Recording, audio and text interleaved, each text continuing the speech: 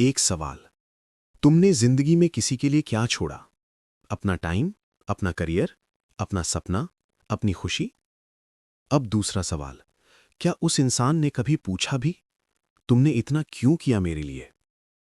नहीं ना। और वो दर्द जो तब होता है जब तुम सब कुछ दे देते हो और वो इंसान बस एक्सपेक्ट करता रहता है, वो दर्द कोई नहीं समझा तुम्हें।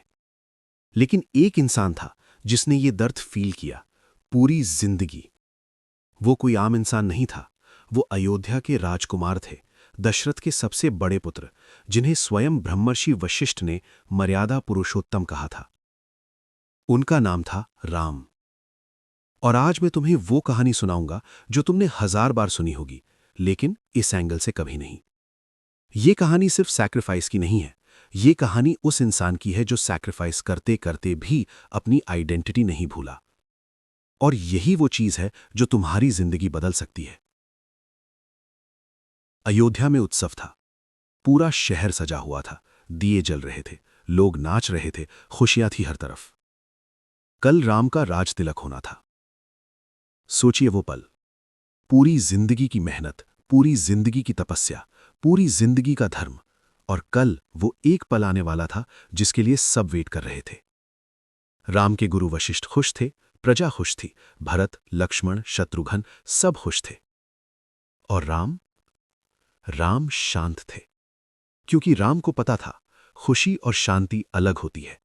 खुशी बाहर की चीज है, शांति अंदर की। और राम के अंदर हमेशा से शांति थी, चाहे कुछ भी हो। फिर वो रात आई। कैकई अपनी मां मंथरा के बहकावे में आई और उन्होंने दशरथ से 2 वरदान मांगे, जो कभी मांगे थे युद्ध के मैदान में जब दशरथ की जान खतरे में थी। पहला वरदान, भरत को अयोध्या का राजा बनाओ। दूसरा वरदान, राम को 14 साल का वनवास दो। रुको एक सेकंड। ये सिर्फ एक स्टोरी का प्लॉट ट्विस्ट नहीं है, ये एक इंसान की जिंदगी का सबसे बड़ा धक्का था। कल राज तिलक होना था, आज वनवास। कल पूरी दुनिया सेलिब्रेट कर रही थी, आज घर से निकलना था। और ये धक्का किसी दुश्मन ने नहीं दिया, अपने ही घर से आया, अपनी ही मां ने दिया। यहां मैं तुमसे एक चीज पूछना चाहता हूं।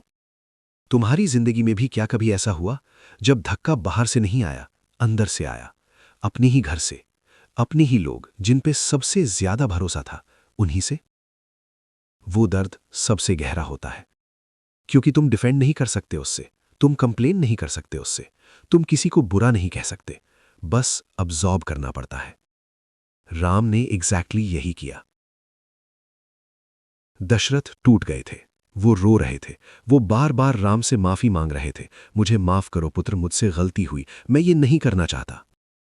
और राम ने क्या किया? उन्होंने अपने पिता को संभाला। पिताश्री, आप व्याकुल मत होइए, मैं खुशी से जाता हूं, आपका वचन पूरा होगा। सोचिए ये पल, जिसकी जिंदगी बर्बाद हो रही थी वो दूसरों को संभाल रहा था। ये वीकनेस नहीं थी, ये राम की आइडेंटिटी थी। मैं कौन हूं? राम का जवाब हमेशा एक था, मैं दशरथ का पुत्र हूं, मैं धर्म का पालन करने वाला हूं, मैं वो हूं जिसका हर कदम धर्म के रास्ते पे होगा, चाहे कुछ भी हो। यहां एक बहुत इंपॉर्टेंट चीज है। जो लोग इस कहानी को सिर्फ सैक्रिफाइस की कहानी समझते हैं, वो एक चीज मिस कर देते हैं। राम ने वनवास इसलिए नहीं लिया कि वो मजबूर थे। राम वनवास इसलिए गए क्योंकि वो जानते थे वो कौन है। अगर राम ने कह दिया होता कि नहीं ये गलत है, मैं नहीं जाऊंगा, क्या होता? पूरी अयोध्या उनके साथ थी, प्रजा उन्हें चाहती थी, लक्ष्मण तो बोल ही रहे थे कि भैया हम राज लेंगे, कोई रोक नहीं सकता। राम रोक सकते थे ये सब, लेकिन उन्होंने नहीं रोका। क्यों? क्योंकि राम का एक सवाल था खुद से, अगर मैं अपने पिता का वचन नहीं रखता तो मैं राम कैसे हूं? यही आइडेंटिटी है। आइडेंटिटी का मतलब ये नहीं कि दुनिया तुम्हें क्या कह के बुलाती है। आइडेंटिटी का मतलब है तुम खुद से क्या पूछते हो, मैं कौन हूं?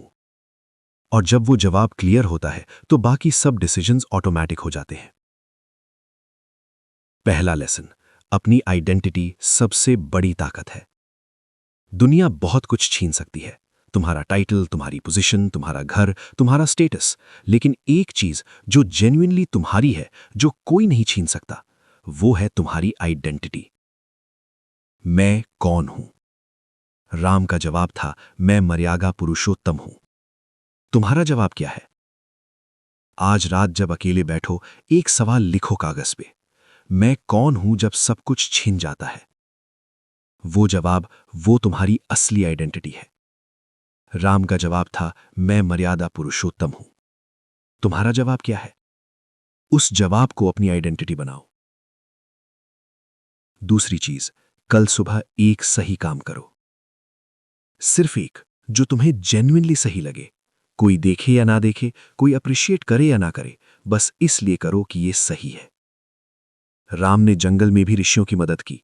कोई देख नहीं रहा था, कोई स्कोर नहीं रख रहा था, सिर्फ क्योंकि ये सही था। तीसरी चीज, अपने सैक्रिफाइसेस को रिजेंटमेंट से मत देखो।